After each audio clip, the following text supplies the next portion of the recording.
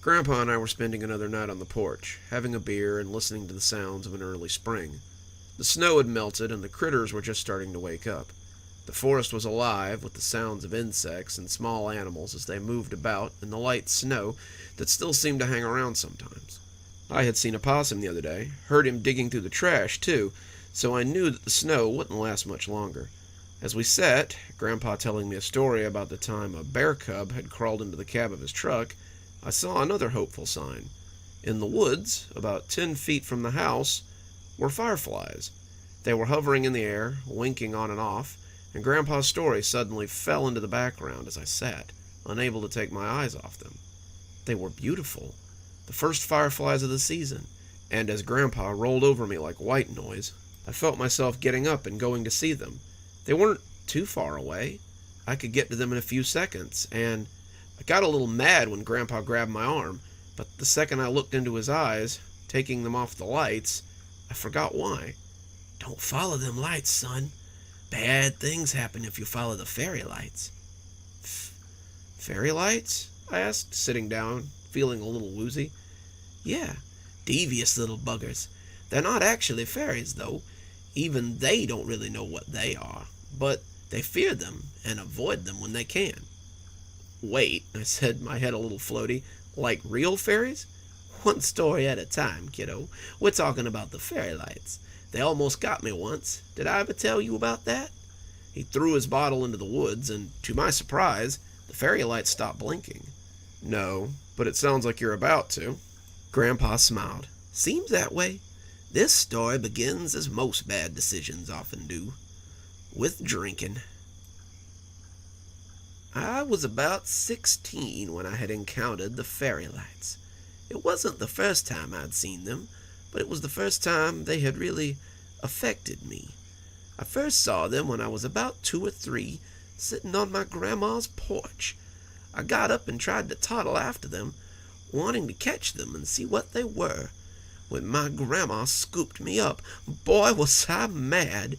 She said I swung my chubby fists at her until there was a door between us and the lights, and then I was just as mild as paint. She told me a few years later, when I was older, that the lights were bad and that I must never follow them. They lead people into the woods, and most of the people are never seen again. No one knows what they are, but they seem to delight in getting people lost. I always went inside when I saw them after that, not wanting the temptation. Grandma told me, too, that they usually took children, so I was especially wary of them. Grandma had always been honest with me about the things that would hurt me in the forest, and when she told me to beware, I bewared. She helped me a lot, she taught me a lot, and I owe her my life more times over than I can count. This time, though, she wasn't around to save me. They say that luck belongs to children and drunks, and a good thing for me that it does. It was Saturday night, and my friends, Dale and Fred and Clarence and I, had pulled back into the woods in Dale's old farm truck. We'd been working all day at the mill, chopping trees to load onto trailers, and we were sticky and tired. Dale had hooked a jug of his dad's shine. His dad was a prolific moonshiner in those days, and we were drinking and talking and just relaxing after a long day. There was talk that America might go into the war, World War II that was, and we were all scared that we might get drafted. We were just backwoods hicks. We didn't know nothing about foreign places or distant theaters of combat, but we knew that men died in war and that men came back crippled and changed. The drunker we got, though, the less we started caring about the war, and the more we started loosening up. Dale was in the back of the truck, pretending to be our teacher, Mr. Popper, when we saw the lights. Dale had a knack for imitations, and Mr. Popper was an Englishman with a very thick accent. Dale had been strutting about, speaking to us in that way that Mr. Popper had. Mr. Popper always sounded like someone in a Shakespeare play, and went way over the heads of some of us Appalachian stump thumpers. We had all been laughing and cawing at the way he captured the man so well, and he had just raised his finger to deliver one of those plummy British idioms that Mr. Popper was so fond of when he stopped and looked out into the woods. He had been silent for about 5 seconds, just staring drunkenly out into the forest, when he finally whispered, "What is that?" We all turned around to see what he was seeing, and that's when we saw the lights too. Growing up in the middle of nowhere, I had never seen a radio tower before. These lights were like the blinking lights on top of those towers. They were foggy and hard to discern, and they would wink on and off as they seemed to float. The longer we watched in our drunken haze, the more enticing those lights began to look. Dale and I had climbed slowly out of the back of the truck and began to walk towards them, and Fred and Clarence were moving like deep-sea divers as they followed. Even drunk out of our mind like I was, I seemed to remember that there was something I should remember about those lights. The more I tried to think about it, though, the more important it seemed. I just couldn't come up with it, though. I decided to follow them into the woods. Maybe then I'd remember. And so, all 4 of us found ourselves tripping through the pitch-black woods by night, stumbling and laughing as we followed those lights. The farther into the woods we went, the more the idea that we shouldn't be here nagged at me. I had a bottle in my hand that I seemed unable to let go of. It was a RC Cola or something, and the other 3 were staggering after those lights, all of us laughing like fools. I remember Clarence tripping over a log and cutting his forehead pretty bad, but he just got up and grinned and laughed as he followed those lights. The lights seemed to be making us drunker, if that makes any sense. We kept stumbling after them, deeper and deeper as they got farther and farther away. I say they got farther, but it was like they never moved. Them lights kept blinking and twinkling in different colors, and they always seemed to be farther away than we remembered them. We kept stumbling after them, and they just kept getting farther away, and in our drunken stupor, we never questioned it. We all just laughed and chuckled, saying how we would catch 'em and find out what was making those lights. I don't know if they ever figured it out, but I still haven't to this day. The deeper into the woods we got, the more it seemed like it was getting foggy. The ground was really hard to find, and as we tripped along, we started to feel like we were in a cloud. I'm sorry if that doesn't make much sense, but you have to remember I was 16 and drunk and under the influence of whatever those lights were. I can only remember this in that muzzy way you remember dreams. I can see the lights, I can see the fog, and the trees around me are just vague outlines in my mind as it goes in slow motion and then in double time. I couldn't tell you how long we wandered through those woods, but I know where that wandering came to an end.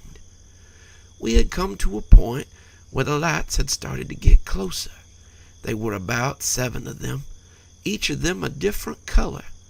I wouldn't be able to have said it at the time, because we really didn't have such things, but they were like the lights on a Christmas tree, only bigger. Oranges and reds and purples and blues and greens, whites, even a black one that shouldn't have been able to be seen, but it was. The fog was thick around our feet, and I couldn't have told you what part of the woods we were in. We could have been halfway to Elijah for all I know, but it hardly mattered, as the lights seemed to be letting us get closer at long last. We came through a stand of trees, and there they were, just floating 15 feet away from us. Each of them was about 4.5 feet tall and seemed to wink in and out of existence as we watched them. I can hear their voices telling us to come on, to come see them, and I saw Dale stumble forward, his hand outstretched to do just that. Then he fell forward, and I never saw him again. It didn't really bother me that Dale had disappeared. In fact, at the time, it seemed funny. I remember Clarence almost doubling over in laughter, thinking that Dale was pulling a trick or something. Clarence and Fred went forward next, hands outstretched like they meant to touch him, and they laughed and slurred their words as they went. They were laughing and joking, saying how they wondered if the lights would be cold or hot. Then they disappeared, and it was just me. I would have gone with Clarence and Fred, but the need to make water had overtaken me.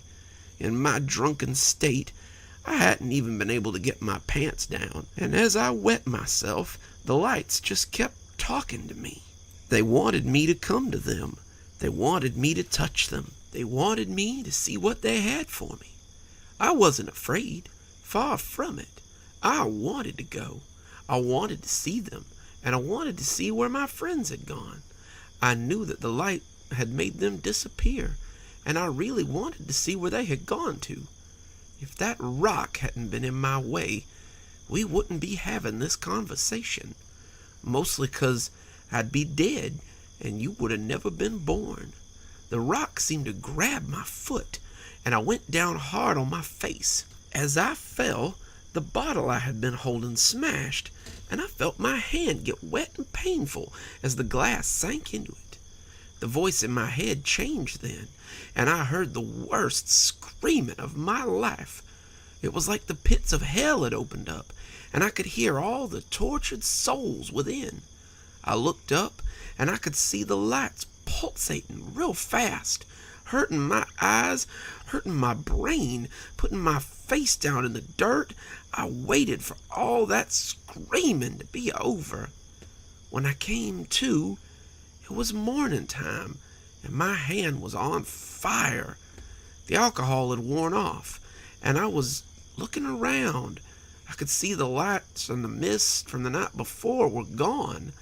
I was face down on the forest, my pants stiff from having dried that way, and my hand hurting something fierce.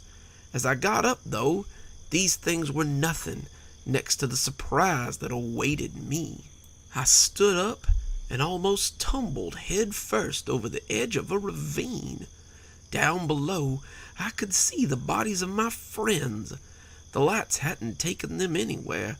It appeared the only thing that had taken them was gravity.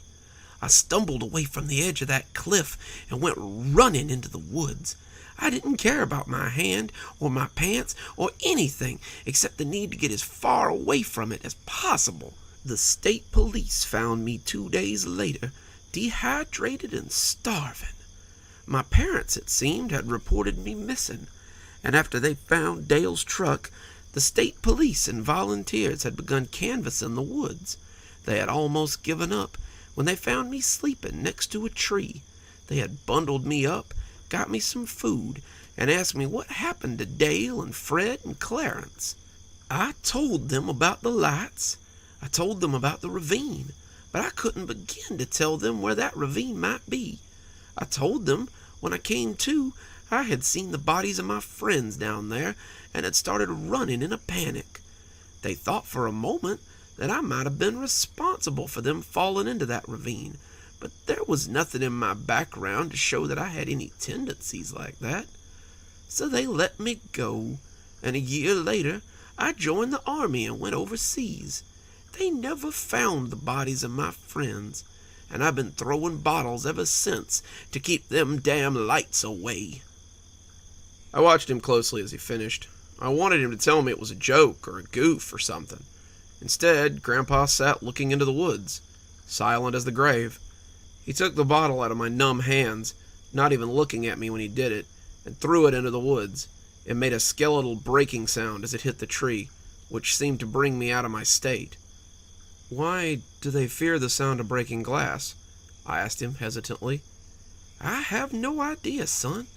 Grandma, my grandma, might have known, but by the time I saw them, she was 3 years in her grave and too far gone for me to ask." "Are they the ones that clean up the glass?" It was a question I'd been wondering about for quite some time, and I thought perhaps I had my answer now. Grandpa just shook his head, though. "Heavens, no, not they. That's for—" But he stopped, looking at me side-eyed with a gap-toothed grin. "But I think that's enough stories for tonight. These old bones are ready for bed." He got up and went inside, and I followed close behind him. Suddenly, I wasn't so keen on sitting out here by myself.